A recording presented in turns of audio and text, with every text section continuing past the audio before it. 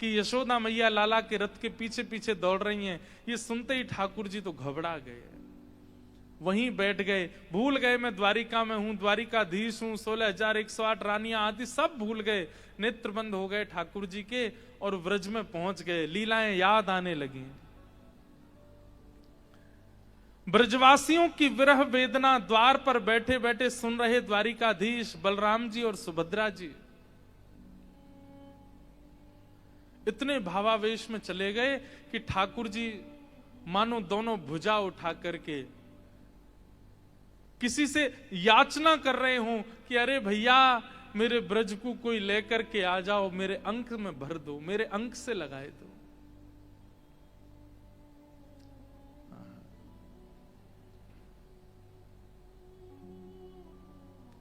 मेरो ब्रज रह गयो है कहीं दूर, मेरी यशोदा मैया रह गई है कहीं दूर। ये ब्रजवासी सब मुझसे दूर रह गए हैं, इन सबन को लाकर के मेरे अंक से भर दो, मेरे अंक से लिपटाए दो। दोनों भुजा उठा करके ठाकुर जी जब रुदन करने लगे तो प्रेम की 10 सीढ़ियां पार कर गए, प्रेम की 10वीं अवस्था पार कर गए। बंधुओं, हम आप सब लोग 1-2 स्थिति ही पार कर पाते हैं। प्रेम का स्वभाव है कि वो विगलित होता है, विगलित मतलब पिघलता है। इसलिए प्रेमी व्यक्ति के नेत्रों से अश्रु गिरते हैं। लेकिन प्रेम की जब 10 अवस्थाएं पार हो जाती हैं तो उसके अश्रु नहीं गिरते, उसका रोम रोम ही अश्रु बनकर के गिरने लगता है। उसका रोम रोम ही एक मोमबत्ती की तरह पिघल जाता है। और महाप्रभु जगन्नाथ जी इतनी वेदना में आ गए, इतने इतने विरह में आ गए द्वारिकाधीश कि उनके हाथ पिघलने लगे, मुख पिघलने लगा, कर्ण पिघलने लगे, चरण पिघल गए, सर्वांगीण अंग पिघलने लगा। जब इस पिघलती दशा को आकाश में बैठे देवताओं ने देखा, नारद जी से कहा, नारद जी जाइए, ठाकुर जी को रोको, नहीं तो संपूर्ण श्री विग्रह समुद्र बन जाएगा। तब नारद जी दौड़ करके आए और आकर के ठाकुर जी को खूब चेताने का प्रयास किया, लेकिन ठाकुर जी चेतना में नहीं आए। क्योंकि प्रेम की 10वीं अवस्था जब पार हो जाती है तो जिसके ऊपर वो अवस्था आई है वो शरीर से कहीं होता है, पर उसकी मन इंद्रियां कहीं और चली जाती हैं। नारद जी के बार बार चेताने पर भी ठाकुर जी जब चैतन्य नहीं हुए, तब नारद जी दौड़ करके भीतर गए और भीतर जाकर के रोहिणी मैया के चरणों में गिर गए। बोले, मैया मैं आपसे प्रार्थना करता हूं, कथा को यहीं विश्राम कर दो। तब रोहिणी मैया शांत हुई। बोले, क्या हुआ नारद? बोले, चलिए बाहर चल के देखिए क्या हो गया। और तभी देखते हैं द्वारिकाधीश श्री कृष्ण की दोनों भुजाएं पिघल गईं, मुख पिघल गया, गर्भ पिघल गया, चरण तो पिघल ही गए। बीच में बैठी सुभद्रा, उनके भी सर्वांगीण अंग पिघल गए और यहां बलभद्र जी के भी अंग पिघल गए। ये दृश्य देखकर के सब द्वारिका के लोग रुदन करने लगे, हमसे अपराध हो गया। चरणों में प्रणाम करके सब क्षमा याचना करने लगे। थोड़ी देर बाद जब द्वारिकाधीश को चेतना हुई, नारद जी बोले, भगवान ये कैसा स्वरूप प्रकट हो गया आपका? द्वारिकाधीश बोले, कोई बात नहीं, अभी मैं पूर्ण रूप में आ जाऊंगा, पुनः व्यवस्थित हो जाऊंगा। लेकिन नारद, पूरे विश्व को बताने के लिए कि प्रेम की अवस्था कैसी होती है, प्रेम का विरह कैसा होता है, ये स्वरूप मेरा कलिकाल में प्रकट होगा। ये स्वरूप मेरा कहीं जाएगा नहीं, ये स्वरूप पुनः कलिकाल में प्रकट होगा और बस उसकी प्रतीक्षा करना। ऐसा कहकर के द्वारिकाधीश तो व्यवस्थित हो गए। और फिर जब कलिकाल में इंद्रद्युम्न राजा हुए, नील माधव भगवान के दर्शन करने की प्रबल इच्छा हुई, तब नील माधव भगवान वहां से अंतर्ध्यान हो गए और उन्होंने आज्ञा करी, राजन समुद्र में कुछ लकड़ियां बहती हुई आएंगी, उनसे तुम मेरा श्री विग्रह निर्माण कराओ, लेकिन शर्त होनी चाहिए कि जो श्री विग्रह का निर्माण करेगा वो बिल्कुल गुप्त रूप में करेगा, उसको कोई देखेगा नहीं। हमें कैसे पता चलेगा कि आपका स्वरूप बन गया? बोले, भीतर से हथौड़ी की छेनी की आवाज आती रहेगी, इसलिए भीतर कमरे में झांक करके मत देखना, बना देना। एक विशिष्ट व्यक्ति को चुना गया जिनका परिकर आज तक महाप्रभु जगन्नाथ जी का स्वरूप निर्माण करता है, और उनको कहा गया आप महाप्रभु जी का रूप बनाओ। उनके चित्त में ठाकुर जी ने द्वारिका में प्रकट हुआ व्रज विरह का स्वरूप प्रकट कर दिया, ऐसा स्वरूप बनना है।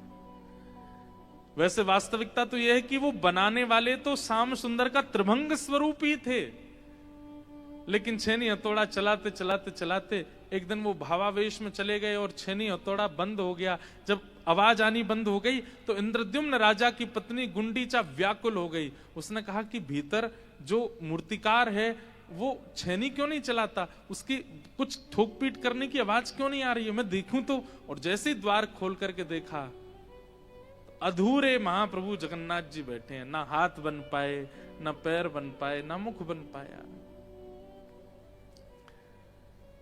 ये देख करके इंद्रद्युम्न राजा रोने लगा, लेकिन तभी महाप्रभु जी ने आकाशवाणी करते हुए राजा से कहा, राजन तुम चिंतित मत हो, अब मेरा स्वरूप ऐसे ही रहेगा।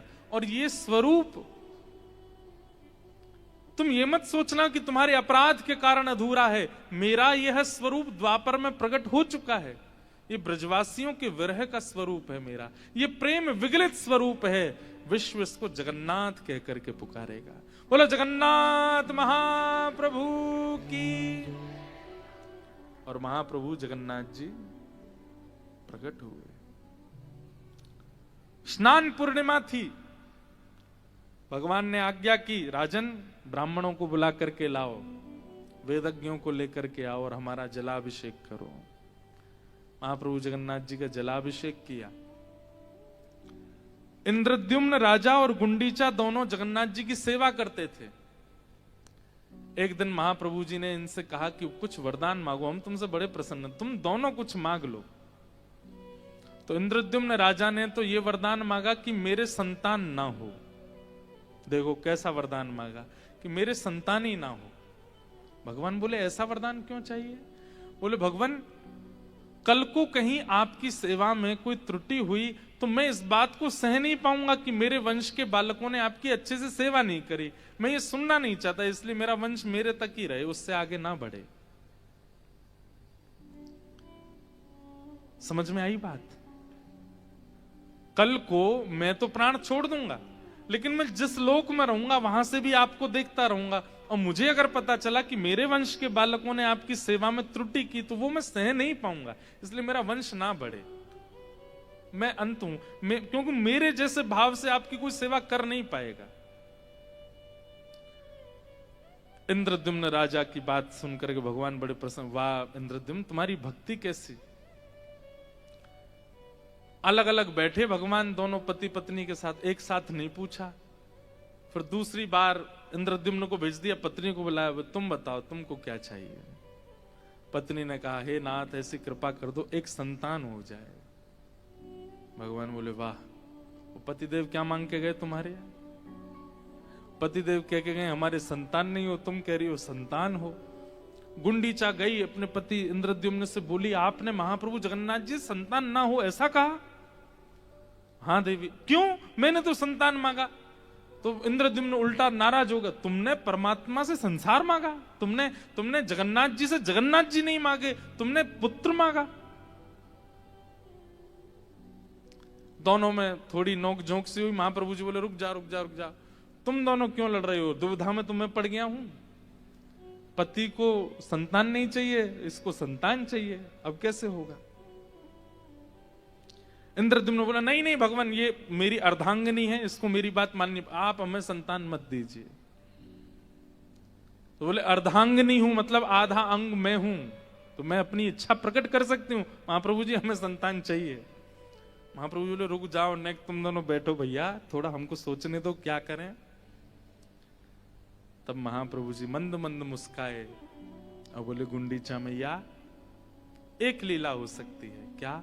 कि बालक का जन्म भी ना हो और आपके यहाँ एक पुत्र भी हो जाए। बोले वो कैसे होगा? बोले आपका साक्षात पुत्र मैं ही बन जाता हूं, मैं ही आपका पुत्र हूं, मैं ही आज से आपका पुत्र हूं। आप मुझे पुत्र मान लीजिए। गुंडीचा मैया के मन में प्रसन्नता तो बहुत हो गई, इंद्रद्युम्न तो नाचने लगा, महाप्रभु जगन्नाथ जी हमारे पुत्र बन गए। लेकिन गुंडीचा के मन में आया, आप इतने विशाल हो, मैं गोद में कैसे खिलाऊंगी आपको। माँ का तो सुख होता है वो गोद में बैठाए, अपने हाथ से खवाए, अपनी गोद में दूध पिलाए, बालक को गोद में लेकर के डोले। महाप्रभु जी बोले, मां मेरा प्राकट्य दिवस स्नान पूर्णिमा, उसके ठीक 15 दिन बाद, ये 15 दिन एक प्रकार से तो ठाकुर जी अस्वस्थ अवस्था में हैं, पर एक प्रकार से ठाकुर जी इन 15 दिनों में अपने ईश्वरत्व को बालत्व में परिवर्तित करते हैं। जो ईश्वर आज दिखे सबको ब्रह्म स्नान वेदी पर, अब वो भीतर चलेगा, अब वो अपने संपूर्ण ऐश्वर्य को विराजमान विश्राम कर देंगे और एक बालवत हो जाएंगे, एक लाला बन जाएंगे। और 15 दिन बाद फिर रथ पर विराजमान होके, कोई रथ उठा सकता है ईश्वर को? साक्षात जगन्नाथ हैं वो, लेकिन वो बालवत बन करके आते हैं, ऐसे उछल उछल के सीढ़ियों से कूदते हुए नीचे आते हैं, रथ पर बैठते हैं, गुंडीचा जाते हैं। और वहां जाकर के ठाकुर जी की सेवा ऐसे ही होती है जैसे किसी लाला की। श्री मंदिर जगन्नाथ में सेवा का भाव परब्रह्म की भावना से होता है।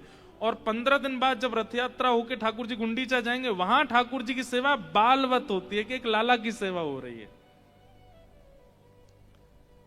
और महाप्रभु जी ने कहा, मैया साल भर तो मैं आपका लाला विश्व कल्याण के लिए श्री मंदिर में रहूंगा, पर ये स्नान पूर्णिमा के 15 दिन बाद मैं रथ पर आरूढ़ होकर के जगन्नाथपुरी आऊंगा, गुंडीचा आऊंगा, और वहां आकर के एक बाल भाव से आप मेरी सेवा करना। तो वहां पर सामग्री भी ऐसे पवाई जाती है ठाकुर जी को जैसे किसी बालक को पवा रहे हों, दूध भी ऐसा। वहां की प्रसादी में और श्री मंदिर के प्रसादी में बहुत अंतर होता है। श्री मंदिर की प्रसादी ऐसे बनाई जाती जैसे कोई बड़ा पा रहा हो, योग्य पा रहा हो, और गुंडीचा की प्रसादी ऐसी होती जैसे कोई छोटा बालक पा रहा हो। उसमें सामग्री भी, नमक मिर्च भी इतना कम डाला जाता है कि नन्हे बालक के हिसाब से सेवा होती है जगन्नाथ जी की। तो आज वो विशिष्ट दिन है जिस दिन पूरे विश्व का कल्याण करने वाले महाप्रभु जगन्नाथ जी प्रकट हुए। बोलो जगन्नाथ महाप्रभु की जय।